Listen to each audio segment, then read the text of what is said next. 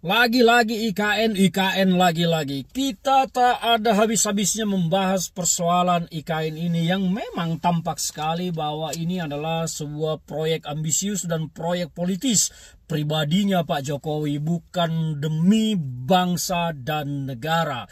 Saya tidak menemukan korelasi antara pernyataan bahwa IKN ini adalah pemerataan pembangunan dengan realitas kesejahteraan masyarakat. Bahkan saudara-saudara kita di sana pun di Kalimantan yang saat ini menjadi daerah dibangunnya IKN ini, saya pikir belum merasakan dampak apa-apa. Yang ada adalah gangguan kehidupan lingkungan sosial.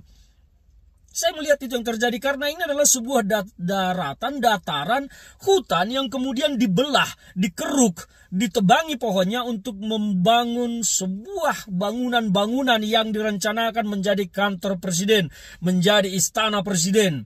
Dan ini adalah benar-benar sebuah ambisi yang memang luar biasa. Sayangnya ambisi ini bukanlah untuk kemajuan Indonesia, tetapi hanya sebuah ambisi personal politis dari Presiden Jokowi. Ada banyak masalah yang saya melihat bahwa sangat menghantui IKN ini. Kita melihat bahwa Pak Jokowi berjanji akan berkantor di IKN pada bulan Juli 2024. Sampai sekarang ternyata tidak. Kita juga banyak mendengar janji bagaimana bahwa IKN ini akan selesai 2024. Ternyata tidak juga. Lantas apa sampai saat ini pernyataan pemerintah yang bisa kita percaya dan ternyata terbukti terjadi di IKN? Saya tidak menemukan satupun fakta pernyataan dari pejabat pemerintah kita, mulai dari presiden sampai ke jajaran paling bawah terkait IKN, janji-janji dengan IKN yang bisa kita pegang. Saya tidak menemukan itu satupun. Karena begitu banyak janji, begitu banyak pernyataan yang diucapkan, tetapi satupun tidak ada yang terjadi sampai sekarang. Apa yang terjadi dengan IKN? Saya melihat adanya kegamangan dari para pejabat-pejabat kita yang mengeksekusi proyek ini karena memang tidak mudah. Membangun sebuah peradaban baru di IKN ini bukan persoalan mudah. Serba sulit, apalagi kita tidak punya uang untuk membangun ini. APBN kita tentu tidak akan sanggup membiayai IKN. Maka diharapkan adalah investasi asing. Dan ternyata asing pun sampai sekarang tidak menunjukkan gelagat akan melakukan sesuatu di IKN. Meskipun dan terbaru Jokowi dikabarkan telah menandatangani sebuah perpres yang memberikan keleluasaan dan hak pengolahan tanah di IKN itu selama 190 tahun. Wow, ini sebuah kegilaan berpikir dari seorang presiden. Ini sebuah kegilaan terhadap bangsa dan negara. Jokowi mengobral republik ini, mengobral bangsa ini kepada siapapun demi ambisinya. Sementara IKN ini sudah terlihat di pinggir jurang yang akan jatuh dan gagal.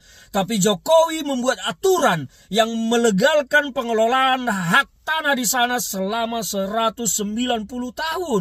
Ini kesintingan berpikir menurut saya. Tidak pantas Jokowi memberikan hak pengelolaan tanah seperti itu. Mau jadi bangsa apa kita kalau negara memberikan hak pengelolaan kepada swasta apalagi asing selama 190 tahun? Sementara Pak Jokowi mungkin sudah akan mati berapa puluh tahun ke depan. Tetapi legasinya meninggalkan kebijakan yang sangat membuat bangsa kita akan menjadi bangsa jajahan. Saya protes keras terhadap kebijakan Pak Jokowi ini.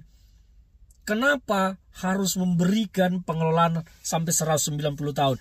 Ini jawabannya satu, bahwa tidak ada yang tertarik untuk datang ke IKN. Makanya diberikan diobral supaya orang datang.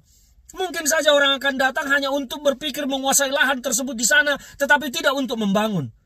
Inilah landasan berpikir Jokowi yang salah. Pak Jokowi telah melakukan kecerobohan yang sangat besar terhadap dan terkait IKN. Dan saya kembali mengajukan protes supaya di IKN itu tidak ada upacara HUT RI ke-79.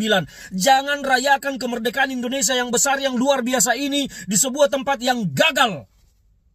Jangan sampai bangsa ini ketiban sial gara-gara dirayakan HUT RI-nya di tempat yang gagal. Menurut saya IKN itu sudah gagal.